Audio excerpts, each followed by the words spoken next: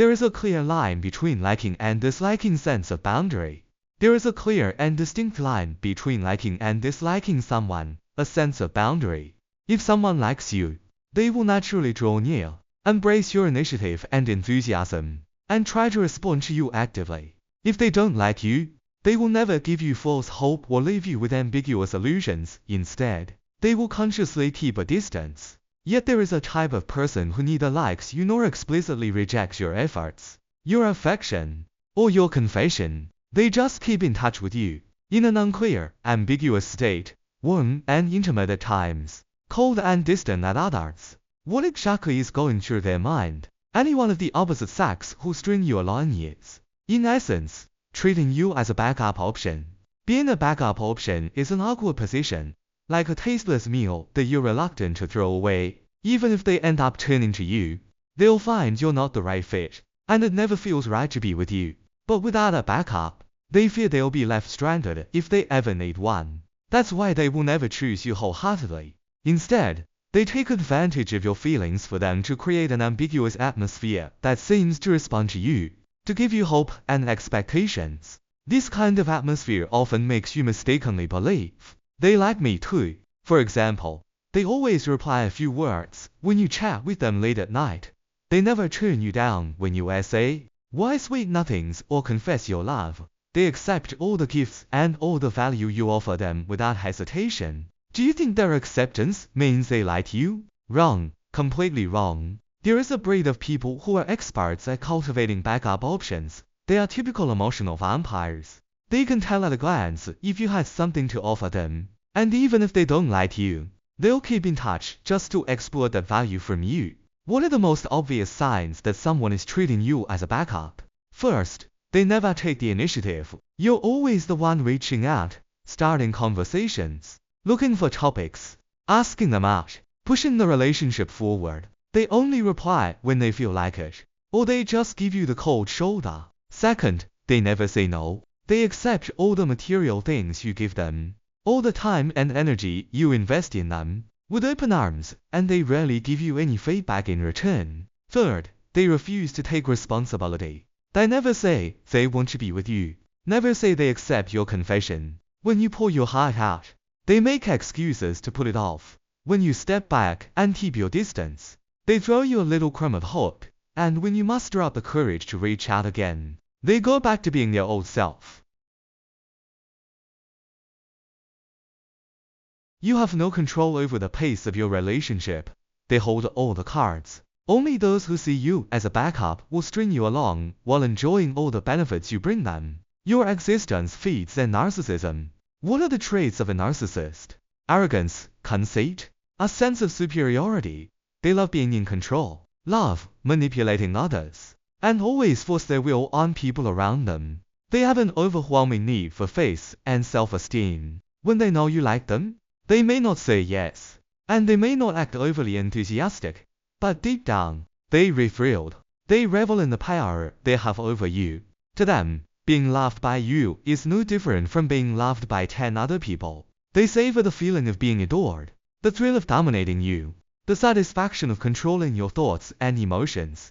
But they never truly love you as a person. The main reason they keep in touch with you is to control you, to gain a sense of accomplishment from you, and to feed their narcissistic ego. In truth, narcissism and inferiority are two sides of the same coin. Narcissists always use control and taking from others to fill the emptiness and inferiority in their hearts. The more they indulge in the affection of others and the feeling of being loved, the more anxious and hollow they are inside. So what should you do when you meet someone who never responds to you, who only takes from you, who only uses you?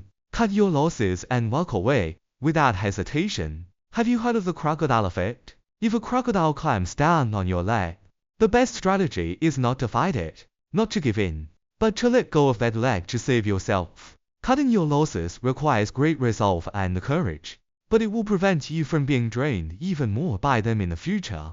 And leaving such a person is, in fact, a rebirth in love for you.